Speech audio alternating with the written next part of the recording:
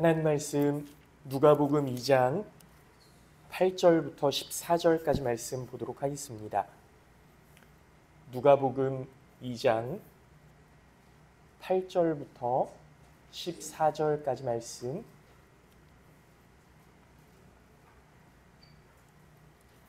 누가복음 2장 8절부터 14절까지 말씀.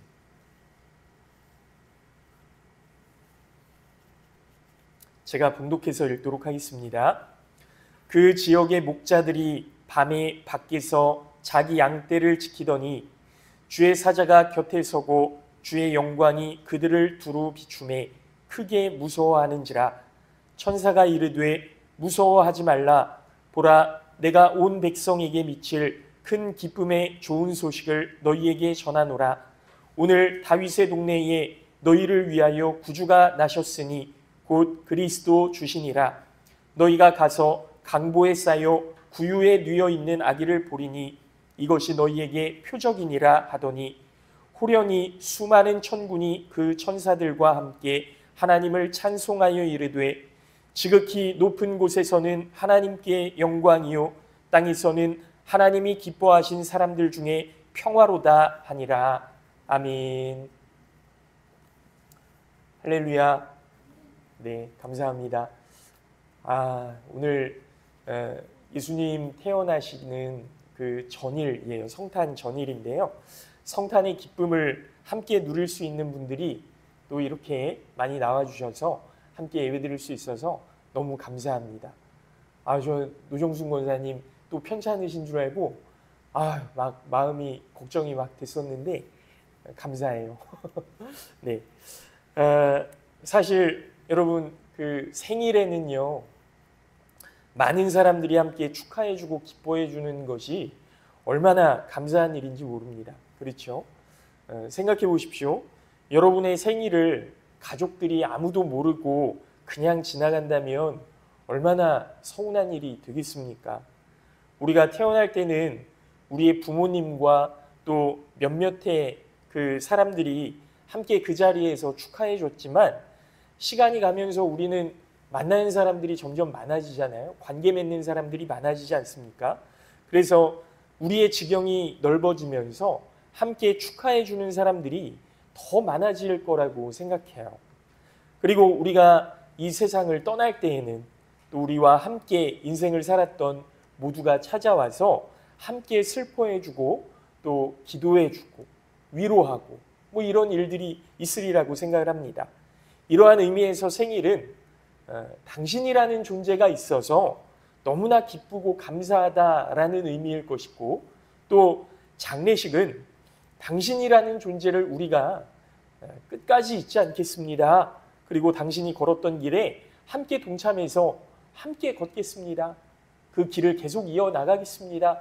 이런 의미가 아닐까 하는 생각이 드는 거죠. 여러분, 이제 내일은 예수님의 생일입니다. 그런데 그저 우리가 알고 있는 한 사람의 생일이 아니라 우리 모두를 위해 십자가에 돌아가신 예수님의 탄생을 축하하는 날이라면 제 생각에는 모든 사람들이 함께 예수님을 생각하고 예수님의 인생을 되돌아보고 또 우리가 예수님의 삶을 닮아가려고 노력하는 그런 결단의 날이 바로 오늘이 되어야 하지 않을까 생각을 하는 거죠. 그래서 오늘은 성탄의 진정한 의미, 예수님께서 오신 목적에 대해 함께 은혜를 나누고 예수님의 탄생을 함께 기뻐할 수 있었던 사람들은 과연 누구였을까? 이런 말씀을 함께 나누려고 합니다. 바라기는 우리 모든 성도님들이 성탄의 의미를 바르게 되새기고 성탄을 진정으로 기뻐할 수 있는 귀한 날이 될 수 있기를 예수님의 이름으로 축복합니다. 첫 번째로 예수님께서 이 세상에 오신 목적이 과연 무엇일까? 예수님의 오신 목적. 말씀은 온 백성에게 미칠 큰 기쁨의 소식이 되기 위해서 그렇게 말씀을 하고 있어요. 온 백성에게 미쳐지는 큰 기쁨의 소식이 바로 예수님이 이 땅에 오신 목적이다라는 거죠. 본문 10절 말씀을 보니까요. 천사가 이르되 무서워 말라. 보라, 내가 온 백성에게 미칠 큰 기쁨의 좋은 소식을 너희에게 전하노라. 그렇게 말씀합니다. 예수님이 기쁨의 소식 그 자체가 되겠다라고 하는 말씀이죠. 도대체 예수님의 탄생을 온 백성들이 어떻게 다 기뻐할 수 있을까? 11절, 12절 말씀을 보면요. 오늘날 다윗의 동네에 너희를 위하여 구주가 나셨으니 곧 그리스도 주시니라. 너희가 가서 강보에 쌓여 구유에 누인 아기를 보리니 이것이 너희에게 표적이니라. 그랬습니다.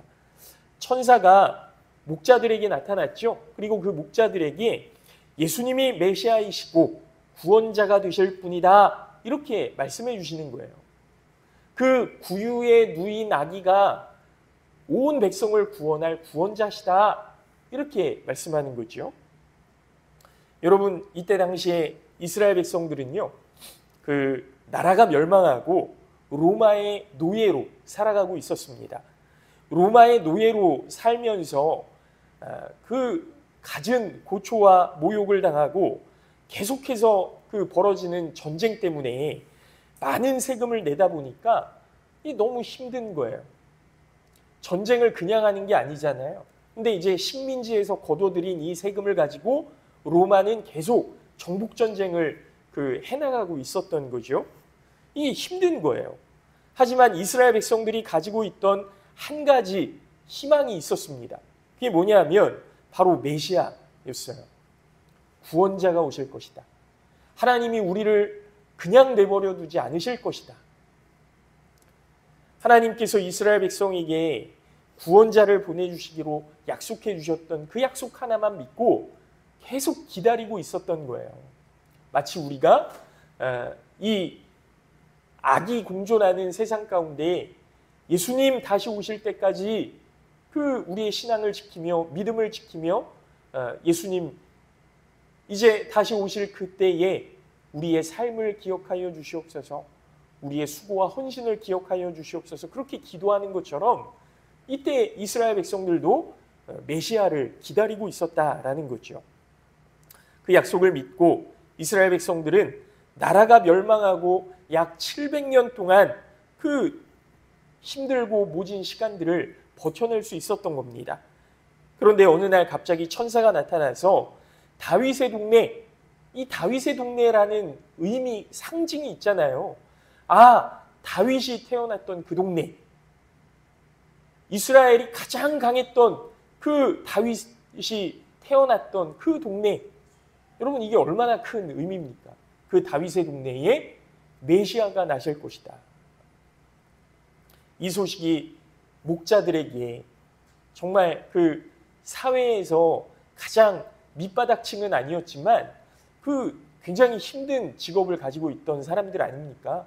낮에도 양을 돌봐야 되고 밤에도 양을 돌봐야 되고 뭐 따로 일하는 시간이 없으리라 만큼 그냥 계속 양떼를 돌봐야 하는 이 목자들에게 천사들이 나타나서 너희를 위하여 구주가 나셨다. 메시아가 너희를 위하여 오셨다. 이 소식을 들으니까요. 얼마나 기뻤겠습니까? 가장 먼저 우리를 구원하실 분을 볼 수 있다는 것, 이것이 또 얼마나 큰 영광입니까? 목자들은 너무나 기뻐서 소리를 지르면서 달려갔을 거예요. 보십시오. 우리나라가 일본에 그 35년 반 동안 그 식민지로 살아갈 때 얼마나 많이 힘든 일들을 겪어야 했습니까? 그런데 1945년 8월 15일에 세계 2차 대전에서 일본이 패했다는 소식이 이게 우리나라 사람들에게 얼마나 큰 기쁨이었겠어요. 그래서 사람들이 다 태극기를 들고 나가서 대한독립 만세를 외치고 그 광복의 기쁨을 누리지 않았겠습니까? 우리나라 사람들이었다면 모두가 다 그렇게 눈물을 흘리면서 부둥켜 안고 그렇게 기쁨의 소식을 나누었을 거라고요. 얼마나 고생이 많았냐며, 얼마나 힘들었냐면서 그렇게 막 서로를 위로하고 기뻐하지 않았겠습니까? 그런데 이스라엘 백성들을 생각해 보세요. 우리나라는 불과 35년 반. 근데 이스라엘 백성들은요, 거의 700년이에요. 700년. 희망이라고는 찾을 수도 없는 시간 아닙니까? 이제 이스라엘은 역사 속으로 그냥 사라져도 뭐 이상하지 않은 그런 기간이었어요. 그럼에도 이스라엘은 포기하지 않았습니다. 글자도 제대로 배우지 못한 양치기들도 이 메시아를 기다리고 있었다니까요. 사랑하는 성도 여러분, 예수님이 온 세상의 기쁜 소식이 되신다는 것은 이 세상의 가장 밑바닥에 소외되어 있는 사람들에게까지 기쁨의 소식이 된다라는 말씀입니다. 가장 밑바닥에서부터 가장 높은 자리에 있는 사람들에게까지 기쁨의 소식이 된다라는 이야기예요. 누구에게나 모두에게 어느 곳에 있든지 이 예수 그리스도의 탄생이 기쁨의 소식이 된다라는 것.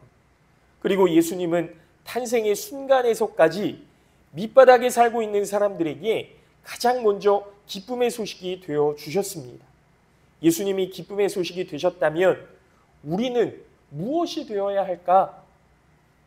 바라기는 오늘 이 시간 우리 모든 성도님들이 기쁨의 소식을 전하는 메신저가 되시기를 예수님의 이름으로 부탁을 드립니다. 기쁨의 소식을 전하는 통로가 되시길 바랍니다. 그래서 예수님의 탄생을 함께 기뻐하는 사람들이 더 많아지고 그 기쁨으로 우리의 인생이 행복해지는 역사가 우리 모든 성도님들에게 함께 하시기를 예수님의 이름으로 축원합니다.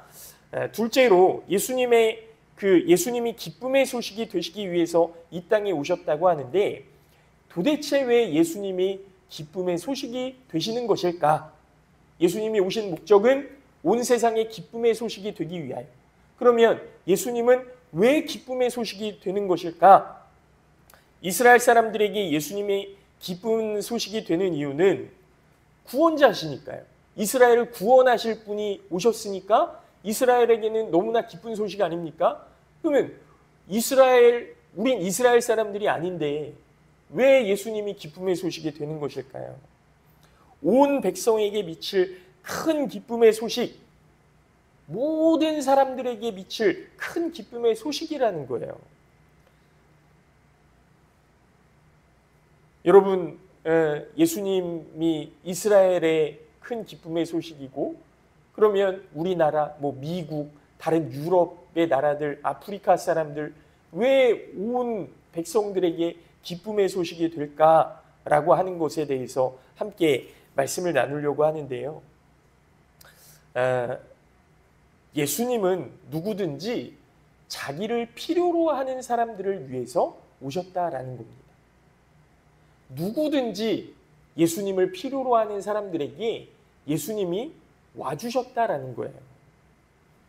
예수님 자신의 행복을 위해 이 땅에 오신 것이 아니라 남들의 인생을 위해서, 남들의 행복을 위해서 이 땅에 오셨다라는 거죠. 사실 예수님은 왕궁에서 나실 수도 있었고 왕궁이 아니더라도 호화로운 침실 아니면 깨끗한 방에서라도 나실 수 있었을 겁니다. 하나님의 아들이시니까요. 이 세상의 어떤 자리에, 어떤 곳에, 어떤 나라에도 오실 수 있었다라는 거예요. 하지만 예수님은 가장 낮은 곳, 말 구유 속의 강보에 쌓여서 이 세상에 임하셨습니다. 여러분, 700년 동안 나라가 멸망하고 700년 동안 우리는 이스라엘이다. 하나님의 약속을 붙들고 살았던 민족은요. 이스라엘 백성들밖에 없는 거예요. 나라가 멸망해서 완전히 없어진 나라들은 많습니다. 그러나 하나님을 믿고 하나님의 약속을 기다리고 그 모진 세월을 버텨냈던 민족은 이스라엘밖에 없다는 거예요. 그러니까 그 환경, 그 험난함이라는 건 이루 말할 수가 없는 거죠. 그러니까 그 나라에서도 가장 낮고 천한 그 구유 속, 말 먹이통 안에 예수님께서 오셨다는 거예요. 그것은 누구든지 예수 그리스도를 필요로 한다면 그에게 부담 없이 갈 수 있는 가장 낮은 자의 자리에 낮은 자의 모습으로 이 땅에 오셨다라는 것을 말씀하는 겁니다. 여러분, 예수님은요, 실패한 사람에게 가셔서 기쁨을 주시는 분이세요. 낙심한 사람에게도 예수님은 은혜를 주십니다. 능력이 없는 사람에게도 예수님은 기쁨을 주시는 분이세요. 우리의 심령이 가난해질 때, 내 생활 속에 궁핍함이 있을 때, 나는 아무 일도 이룰 수 없다는 자괴감에 빠져 있을 때, 내 인생이 마국간과 같은 참담한 심정으로 가득할 때, 그때의 주님은 우리에게 다가오십니다. 오셔서 우리의 가슴 속에 기쁨을 주시고 우리에게 미칠 큰 기쁨의 소식이 되어주신다라는 거죠. 주님께서는 이 세상에 자신의 기쁨을 위해서 오시지 않으셨습니다. 이 세상에는 다른 사람에게 주실 기쁨을 위해서, 다른 사람에게 주실 생명을 위해서 이 세상에 오셨다라는 거예요. 사랑하는 성도 여러분, 예수님이 오신 것은 예수님을 제외한 모든 사람들에게 기쁨의 소식이 되고자 함이셨습니다. 그 깊은 밤, 양떼를 그냥 내버려 두지 못하고 양떼를 돌봐야 하는 목자들에게 오셨고요. 그리고 여러분 생각해 보세요. 요셉과 마리아 한번 생각해 보십시오. 누가 아이를 그 마국간에서 낳고 싶어하는 부모님이 어디 있겠어요? 얼마나 좀 슬픈 마음이었겠습니까? 내가 방 하나도 이렇게 구할 수가 없어서 이 마국간에서 우리 아이를 이렇게 돌봐야 하는구나. 또 밤이잖아요. 춥지 않습니까?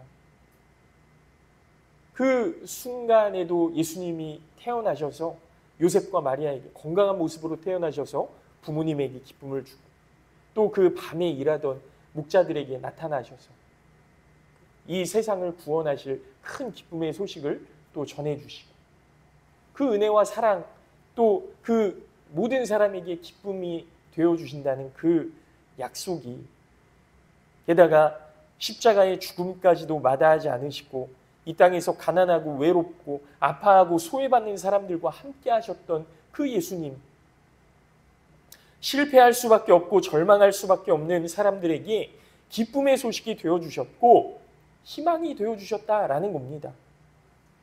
바라기는 우리 모든 성도님들, 오늘 하루만큼은 나의 만족과 유익을 위해서 살아가는 것이 아니라 다른 사람에게 기쁨을 줄 수 있는 그런 모습으로 살아가시면서 예수님이 이 땅 가운데 우리의 삶 가운데 오셔서 나의 기쁨이 되어주셨구나, 나도 예수님처럼 누군가의 기쁨이 되어 살아가야 되겠다라고 결단하시는 우리 모든 성도님들 되시기를 예수님의 이름으로 축복합니다.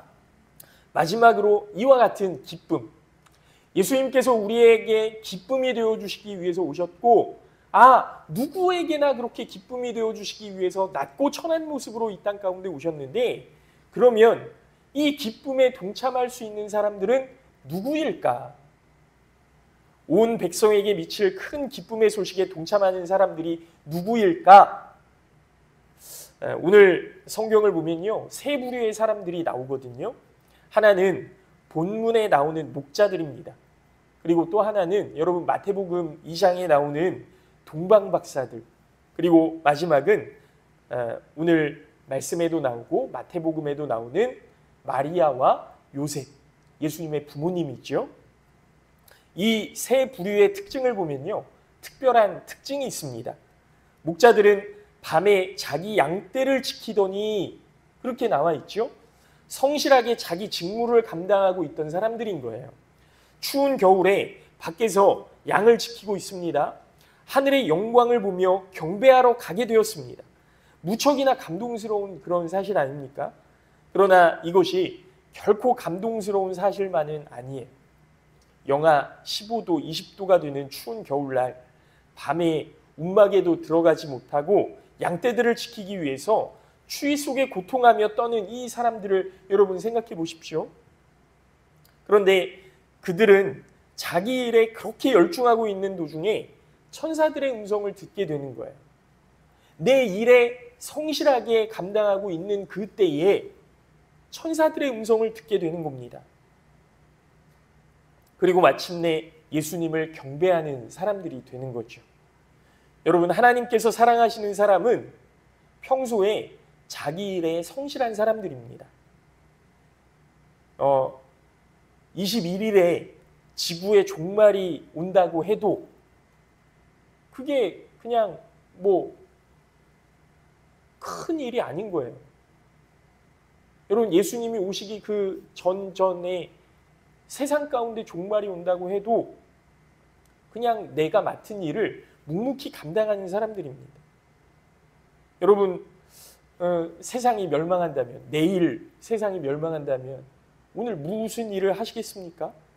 교회에 와서 다 같이 기도해야 할까요? 그건 또 아닌 것 같아요. 그냥 직장에 출근하시다가 거기서 성실하게 일하시고 믿음 가운데 살아가시기를 바랍니다. 여러분이 맡은 자리에서 성실하게 나는 하나님의 사람인데 내일 세상이 멸망한다고 해도 나에게 예수님이 함께 하시는데, 하나님이 나와 함께 하시는데, 여러분 그렇게 성실하게 지내시는 거예요. 그렇게 지내시다가 우리는 하나님의 나라에 들어가게 되리라고 믿습니다. 성경에는 적어도 그렇게 기록하고 있어요. 우리의 삶 속에 주님 앞에 살아간다는 것은 우리의 모든 삶 자체가 하나님 앞에 이루어지는 온전한 주의 뜻임을 여러분 믿으시기 바랍니다. 성실하게 자기 직무를 감당하는 것, 이것이 하나님의 백성의 모습이고 그것을 통해서 우리는 하나님의 일을 감당하게 되는 것이죠. 우리는 기도하지만, 하나님의 말씀을 읽지만, 말씀대로 살지만 그것의 최종적인 결정체는 우리의 삶 속에서 주님의 이름을 위하여 살아가는 것.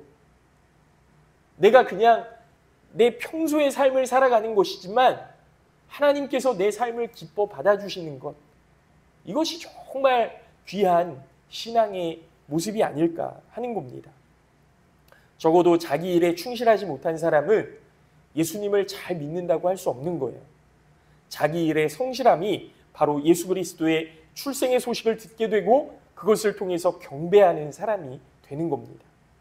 그리고 동방박사를 보십시오.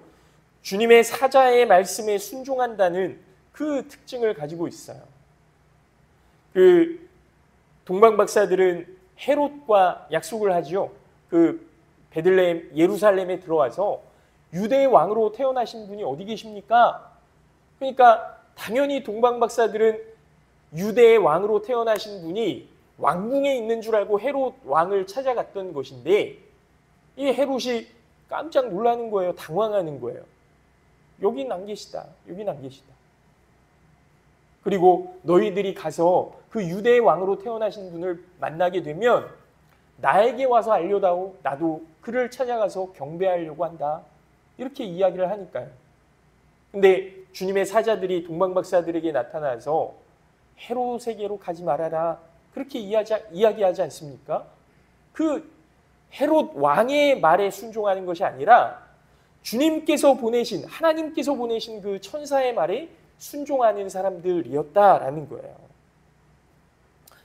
빨리 가서 경배하고 즉각적으로 순종하여서 그들은 예수님을 위기에서 모면하게 할 뿐만 아니라 하나님께서 이루시는 역사에 동참하는 그런 사람들이 되는 거예요.